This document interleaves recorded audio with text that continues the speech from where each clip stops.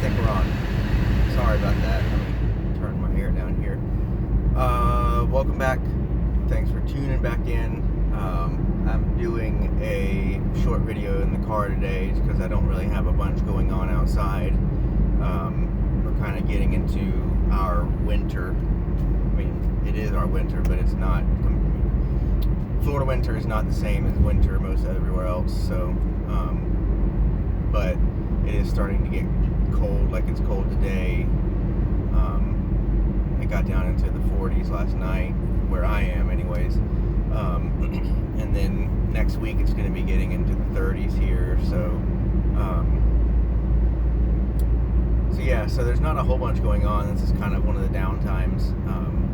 Right now I'm just waiting for the pumpkins to finish up so I can get rid of them, because they're kind of, I love growing Seminole pumpkin, but the one thing that bugs me is that you let it sprawl over the ground and weeds still pop up underneath it. At least they do where I am. And so now I've got an area that I've got a bunch of weeds, as you've probably seen in the videos, that I've got to go in, and I've kind of hoed it some, but it's hard when the vines are still in there from the pumpkins.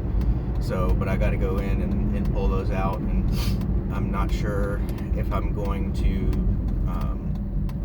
do a cover crop or if I'm going to plant something else there. I think it's going to depend on how long I have to wait until the pumpkins are done, because I still have at least 4, I think, out there that are still ripening.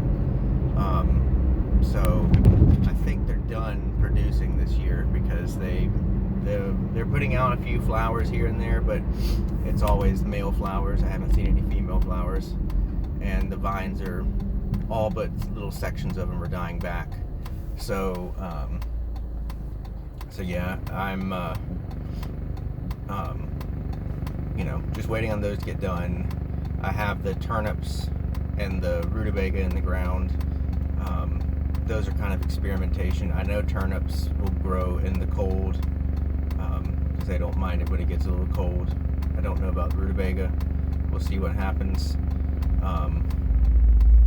I've actually had some of my blueberry bushes start blooming. I don't know if they're supposed to be blooming right now or not, but we'll see. We'll see what happens, especially now that there's about to be some cold, although blueberries do like some chill time. So we'll see what happens with that. But yeah, I don't have a whole bunch going on. The spring garden hasn't started up yet. Probably towards the beginning to middle of next month, I will start up with the spring stuff. I haven't 100% decided. Oh, I still have some of the pear tomatoes coming in. So probably next week, when it gets down to the 30s, I'm going to have to cover those so that if there's any frost, it's not going to get below freezing. So right now the lowest they have it is 36, so it's not going to freeze, but there could be some frost, and they might manage through the frost, but tomatoes usually don't like it. So I'll just cover it and they'll be okay. But yeah, so we're getting tomatoes pretty regularly. We're getting 2 or 3 a day, I would say, on average.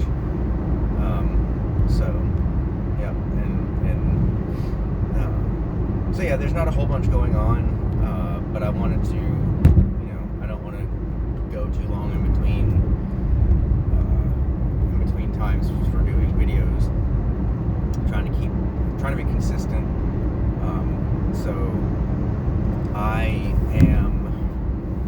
so we'll be prepping for any frost next week. I'll be covering, anything that's vulnerable.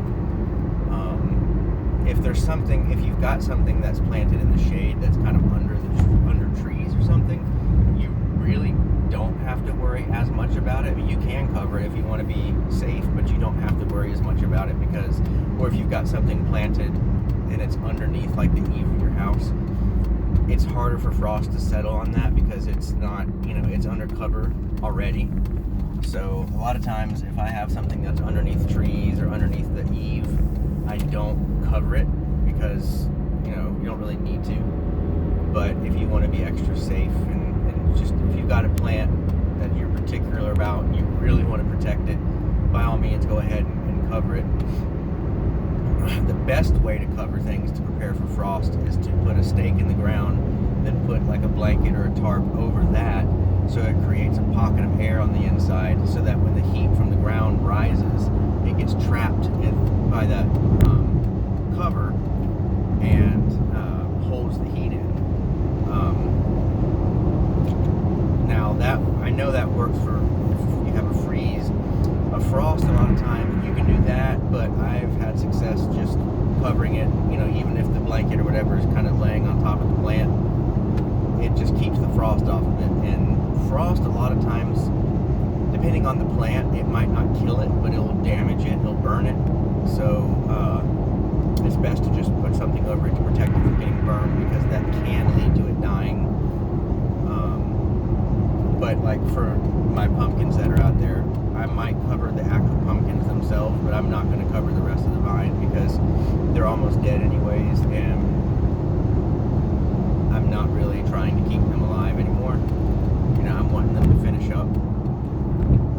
So, but yeah, I might cover some trees, but it depends. A lot of, I have like my persimmon tree has gone dormant. The fig trees have gone dormant. I know a lot of times with like mulberries and stuff, if it gets burned, you can just prune it back and it'll come back. Mulberries love being pruned anyways, so. But the trees that you have that go dormant, I think my peach tree is going dormant. If they go dormant, you don't have, unless there's going to be a freeze, you don't have to worry a whole bunch about it. But even those trees, like peaches and stuff like that, they don't mind having some chill time.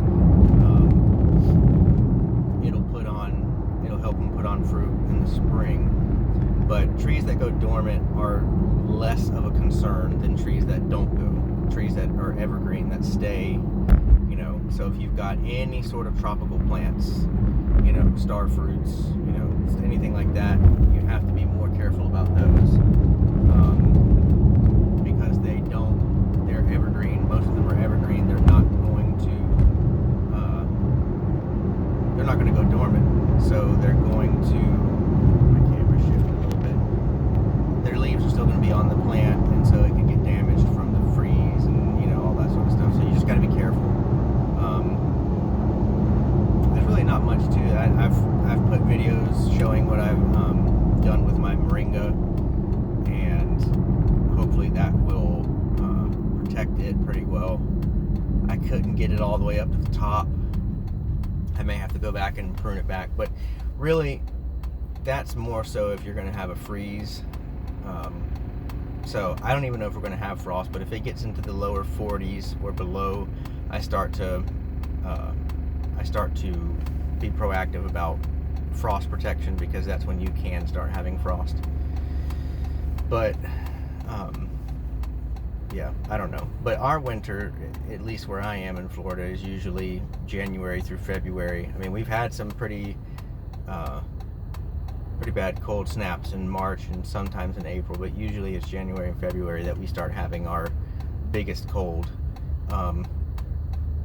So, and it's mid-January, tomorrow's the halfway point of January, so it's about time for us to have our winter. So, I got a bunch of old sheets and stuff stored up in my shed, so yeah, it's really not that big of a deal unless you have a bunch to cover. Then of course you can always build hoop houses, and anytime you need to cover, if you have like large rows of things and you need to cover them, and you don't want to go out with individual blankets and try to cover them all, or you don't want to like spread, I don't know, leaves or something all over the top of it, you can build hoop houses and put frost protection on the hoops, and pull it over or sit it on top of the plants.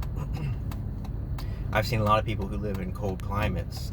There is a channel that I follow on YouTube and on Odyssey called Find Nith, and it's a girl named Ariel who lives out in Wyoming, and she grows a lot of her own stuff. She lives in a tiny house, and really cool channel. You should check it out. And she kind of just documents her life living in a tiny house in Wyoming, and shows, you know, how she does things in a tiny house and how she gardens and does all that sort of stuff. So it's a really interesting channel. But I've seen her, she gardens in raised beds just because it's just easier for her to do that. So, but she has built these hoop house type things that basically stay on her beds, and when she needs to protect her plants from frost, she just pulls them over the top of the she has the hoops set up, and then she has the fabric that she can just like pull over the hoops, and there you go, you've got like this big row of frost protection. So you can do that too. You can search, Google search, you can YouTube search, you can look on any of these. Pinterest, I'm sure, is loaded with ideas for hoop houses. They're everywhere. A lot of times they're built with PVC, and so you can go on and find those. There are designs aplenty out there if that's what you if that will suit your needs better. I don't have massive rows of stuff, so I just use the sheets that I have. So yeah, that's about all that's going on. That's why I haven't done anything out in the garden, because it's, like I said, it's just not, it's not time. It's not that time. But pretty soon here we'll be ramping up for the spring garden, and then things will start getting busy again. So I will keep you posted on that. I will also be showing, I'm going to be cutting the tops off those 2 barrels that I got, setting that up for making like compost tea, biochar, stuff like that. I tried to work on it this morning, but I'm going to have to figure out, I was just using a handsaw, and it would have taken me a long time to manually cut those things because it's, you know, really thick. So I will have to I'll have to get back with a different video on that, because I'm trying to figure out how I'm going to do it. I don't know if I could use one of my chainsaws on it. I don't know if that would just tear it up, or if I would have to borrow a electric handsaw or something like that, rotary saw or something. But anyways, that's it. I just wanted to put a little video out there, kind of talking about what we're going to be doing for the winter. So thanks for watching. Please leave a comment, let me know you were here, and subscribe. I appreciate anybody who checks out my channels, and until next week, take care. Thanks for watching.